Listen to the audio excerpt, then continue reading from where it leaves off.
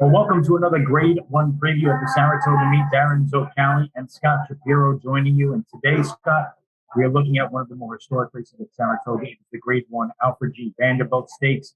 And you can say that this one drew the top of the class. Jackie's Warrior certainly scared a few away, and no surprise because he has been the dominant force in the sprint division now for the better part of a year and a half. Yeah, this Steve Asmussen trainee has been good for nearly 2 years now out there. You don't see it that often where star 2-year-olds continue on in their 3, 4, and 4-year-old campaigns and are so dominant. But 11 for 15 in his career. He's a perfect 4 for 4 at Saratoga. And I'm going to speak for both of us. I think we both would be very, very surprised if Jackie's Warrior was challenged, let alone beaten. Yeah, I don't like picking favorites. I especially don't like picking favorites that are 1 to 5 on the morning line. There's a reason this horse is 1 to 5 on the morning line, though. He stands out from whatever speed figure you use, whether it be Brisnet speed figures, Times from US, pick your speed figure. He stands out head and shoulders above the rest of the field.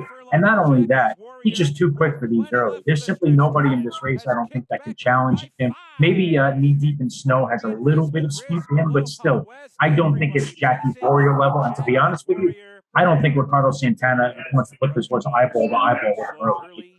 I wouldn't blame him either. This is a Grade 1 event. You've got a big chance to get second or third in here and earn that significant black type. Why battle with Jackie's Warrior? But the problem is most of these horses in here are horses that like to be tactically placed at the very least. So the question becomes, if you're not picking against Jackie's Warrior, who do you want to use for second underneath in the exacta? Yeah, I think that's the approach you have to take. And I thought New York Traffic was the interesting horse here. Scott, you go through his career. I don't want to use the word mismanaged for a horse, but I think it's pretty clear that this horse does not want to go around 2 turns at an elite level. Every time he cuts back in distance, he puts forth one of his better efforts. His last 4 tries, all at 7 furlongs or less, they're all wins. Now, I don't necessarily think that he is up to the level of Jackie's Warrior in the sprint division, but that being said, it seems that this is what he wants to do. It seems that it's what he can do at the best level that he can possibly put forth. And given that scenario, I think he could sit second and third here early and just kind of hold his position around the racetrack, considering what the rest of the field.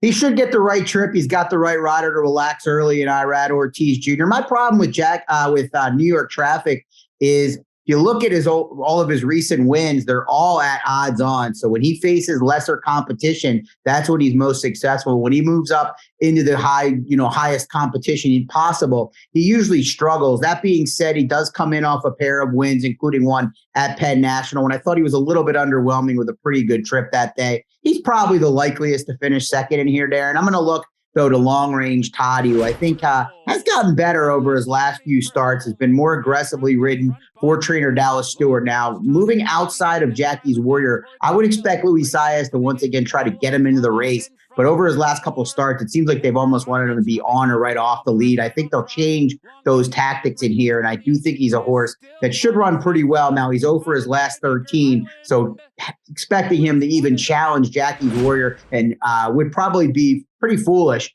And if he tries to challenge him, just like the rest of the field, he's going to get turned away and probably cost himself several placings. But I think with the right plan, Long Range Toddy can grind away a minor share.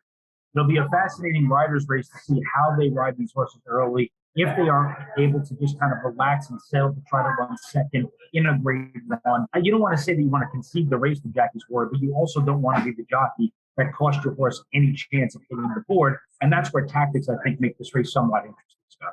Yeah, I mean, you want to get positioned in a 6-furlong race of this nature, but battling with Jackie's Warrior, even if you're fast enough to, would be a fool's mission in here. But it'll be interesting to see who can get positioned and then maybe decide to sit and grind away that minor share. Like we said, that black type, the purse money, all of it is significant. But to me, it's Jackie's Warrior and everybody else, just like the morning line suggests. Couldn't agree more. The Jackie's Warrior show. I'm going to put him over New York Traffic. Scott likes him with Long Range Toddy. However, you're betting the Vanderbilt and the card at Saturday at Saratoga. Best of luck. And don't forget that we have 4 races that are eligible for the Saratoga Bet Back promotion as well. So be sure to opt in there at TwinSpires.com and take part of that great promo all season long. For Scott Hsapiro, this is Darin Zoccali. We'll see you again next week. Enjoy the Vanderbilt and enjoy Jackie's Warrior.